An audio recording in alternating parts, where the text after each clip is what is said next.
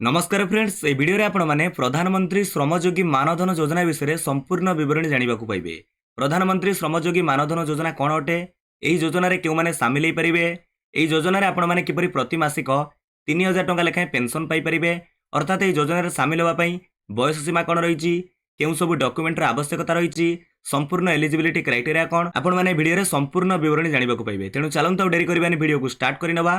ता पूर्व आपन को छोटिया अनुरोध, जदि आपण माने एपर्यंत आम चैनल को सब्सक्राइब करि नांती, एई चैनल वीडियो गुडी आपन को इन्फॉर्मेटिव लागुची तेबे नियात भाबे फ्रेंड्स आपण माने आम चैनल को सब्सक्राइब करि परिबे। देखंतु प्रधानमंत्री श्रमयोगी मानधन योजना जहां भारत सरकार द्वारा एक परिचालित योजना अटे, जेउथिरे असंगठित क्षेत्र में काम करुथिबा श्रमिक अर्थात अनऑर्गेनाइज सेक्टर रे जेउ श्रमिक माने वर्कर्स माने काम करुछंती सेमानंकर ओल्ड एज प्रोटेक्शन एवं सोशल सिक्युरिटी पई भारत सरकार द्वारा पीएम बा प्रधानमंत्री श्रमयोगी मानधन योजना पूर्व शुभारंभ करा जाय अछि।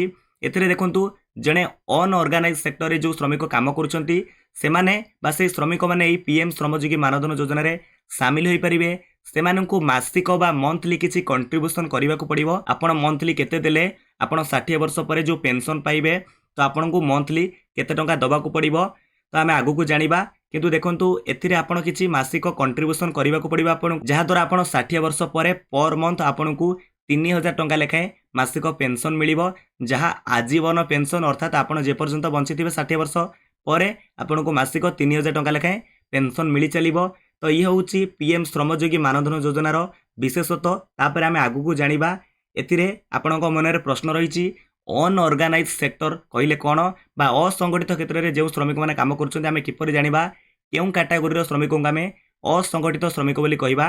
देखंतु एटारे किछि उदाहरण रहिछि, जेमिति एटा लिखिछि होम बेस्ड वर्कर्स, स्ट्रीट भेंडर्स अर्थात जो माने घरे रही काम करुछन्ती छोट मोट उठा दुकान करछन्ती सेमाने समस्त ए योजना रे शामिल हेइ परिबे। एटारे लिखिछि mid day meal workers, head loaders, brick kiln workers एबोली किछि उदाहरण रहिछि। देखंतु एथिरे एलिजिबिलिटी क्राइटेरिया कहले जेमिति मु आपनकु पूर्वरु कहली जने श्रमिक प्रथमे अनऑर्गेनाइज सेक्टर रे काम करथिबे सेमाने जाई पीएम श्रमयोगी मानधन योजना रे शामिल होई परिबे।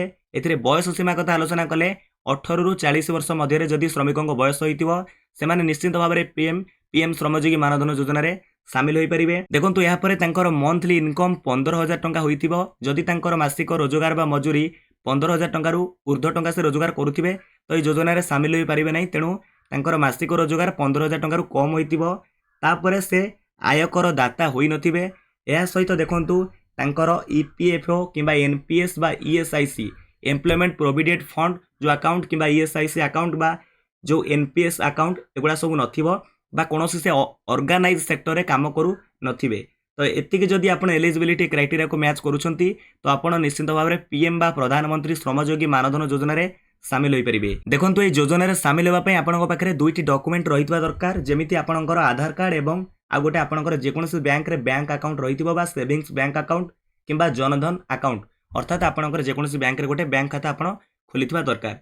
तो ए दुईटी डॉक्यूमेंट आपनक पाखरे थिबो तापर जे आपण पीएम श्रमयोगी मानधन योजना रे शामिल होई परिबे। देखंतु ए पीएम श्रमयोगी मानधन योजना रे आ गोटे भलो कथा होची एथिरे नोमिनेशन फैसिलिटी अछि, अर्थात ए योजना रे जे शामिल हेबे जो श्रमिक से जनकु तांकर नोमिनी रखि परिबे। अर्थात देखंतु कोनोसी कारणवशतः से श्रमिकंकर जदि डेथ हे जाउची बा मृत्यु हे जाउची अर्थात 60 वर्ष पूर्वरु तांकर 60 वर्ष बयस हेबा पूर्वरु तांकर डेथ हे जाउची बा मृत्यु हे जाउची, तांको नोमिनी चाहिले से जो मंथली कंट्रीब्यूशन करुथिले तांको नोमिनी चाहिले ताकू 60 वर्ष पर्यंत भरि परिबे, मंथली कंट्रीब्यूट करि परिबे एवं तांकर जो श्रमिक जो पैसाटा पाइबा कथा मासिक 3000 टंका पेंशन तांको नोमिनी मध्यम पाई परिबे। किंबा तांको नोमिनी जदि भरिबाको अक्षम होइतिबे चाहू नथिबे आगु को बढ़िया पई से योजना रे शामिल होबा पई से चाहिले तांको नोमिनी चाहिले सेउटु अधारु से पीएम श्रमयोगी मानधन योजना को तांकर बंद करि परिबे एवं सेते पर्यंत श्रमिक जेते टंका भरितिबे से मोट टंका सहित जेते इंटरेस्ट रेट होउतिबो तांकर सुद होउतिबो सब टंका सहित सुधार नेकिरि से टोटल टंका पाई परिबे, तांको नोमिनी पाई परिबे। देखंतु या परे आ गोटे कथा आपण किपरि योजना रे शामिल हला परे मंथली कंट्रीब्यूट करि परिबे, मासुको आपनको जेते टंका भरिबाको पड़िबो से टंका आपण किपरि भरिबे। देखंतु एटा लेखा जाईछि what is the mode of contribution. एटारे आंसर रे लेखा जाईछि कि primarily the mode of contribution is on monthly basis by auto debit, however it will also have provision of quarterly, half yearly and yearly contribution. First contribution is to be paid in cash at common service centre, अर्थात आपण जो fast प्रथम मासर contribution करेंगे contribute करेंगे ता आपको common service centre C centre काटा पड़ो, जो ऑनलाइन सामिल हेबे आपण आवेदन करेंगे फास्ट कंट्रीब्यूट आपण जो करेंगे ताहा सीएससी सेंटर काटवाक पड़ो ता पर मंथ ठारू पर मास ठारू आपणकर बैंक अकाउंट जो ऐड करेंगे से बैंक अकाउंट रू ऑटो डेबिटेड हो चलिए एथिरे आपन कौन किसी असुविधा हेबो नहीं। देखंतु एबे आमे जानिबा कि आपनक बयस सीमा अनुसार पीएम श्रमयोगी मानधन योजना रे आपण शामिल हेले एथिरे आपनकु मंथली बा मासिक केते टंका कंट्रीब्यूट करबा को पड़िबो बा भरिबा को पड़िबो। एठारे देखंतु पूरा लेखा जाइछि कंट्रीब्यूशन चार्ट एठारे रहिछि। देखंतु बयस सीमा अनुसार आपण केते टंका भरिबे एठारे संपूर्ण विवरणी स्पष्ट भाव उल्लेख रहिछि आपनकु बुझाइ दउछि। मानि नियंतु आपनकर बयस होछि 24 वर्ष धरि नियंतु जदि आपनकर बयस 24 वर्ष आपनकु 24 वर्ष ठारू आपनकु 60 वर्ष हेबा पर्यंत मंथली कंट्रीब्यूट करबा को पड़िबो मासिक टंका भरिबा को पड़िबो।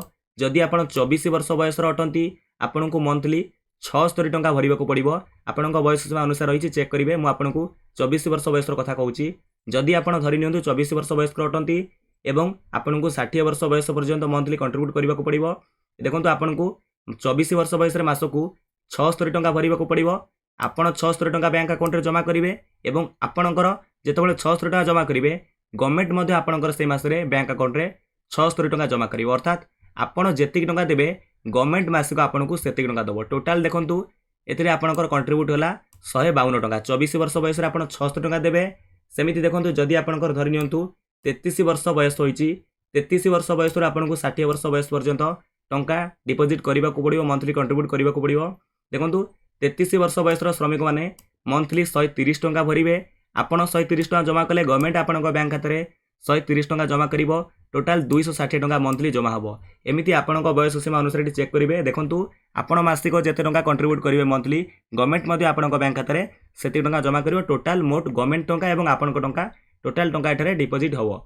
एई भली भाबरे आपण चेक करिवे 18 रु 40 वर्ष बयस श्रमिक माने ए योजना रे शामिल हे परिबे।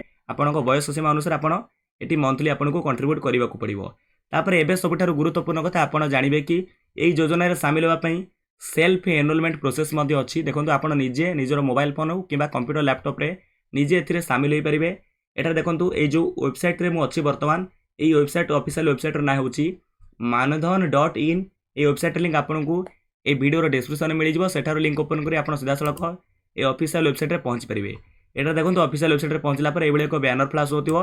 एटी भूल चिन्ह ऊपर क्लिक करिवे। एठारे देखंतु ऊपर देखिबे बहुत सारा ऑप्शन अछि। देखंतु एठारे लेखा जाईछि सर्विसेज। ए सर्विसेज ऊपर क्लिक कला परे एठारे देखंतु सेकंड ऑप्शन लेखा जाईछि न्यू एनरोलमेंट। तार ऊपर क्लिक कर नियंतु।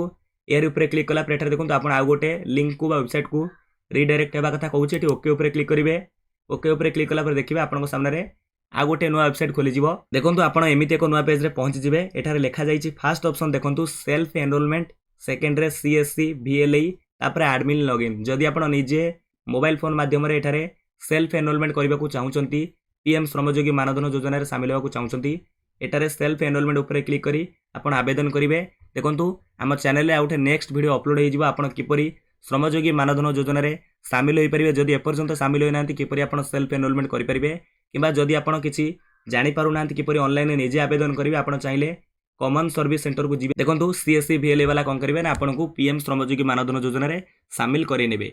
देखंतु ये थिला संपूर्ण विवरणी प्रधानमंत्री श्रमयोगी मानधन योजना रो। भाबुची संपूर्ण विवरणी बा फुल डिटेल्स बुझी परिथिबे। जदि आपण निजे ऑनलाइन रे सेल्फ एनरोलमेंट जरिया रे शामिल होबा को चाहुचंती अपेक्षा करंतु आम चैनल रे आ गोटे वीडियो अपलोड हे जिवो। से वीडियो देखि सारे पर सहज रे आपण बुझी परिबे एवं सेल्फ एनरोलमेंट करि परिबे। तो भाबुची वीडियोटी आपनको पई गुरुत्वपूर्ण थिला। जदि कोनोसी डाउट रहि जाईची निहाती भाबरे वीडियो कमेंट बॉक्स रे कमेंट करंतु। मु आपनकर कमेंट रे रिप्लाई देबी। विदाय दियंतु। नमस्कार। जय हिंद, जय भारत, जय जगन्नाथ।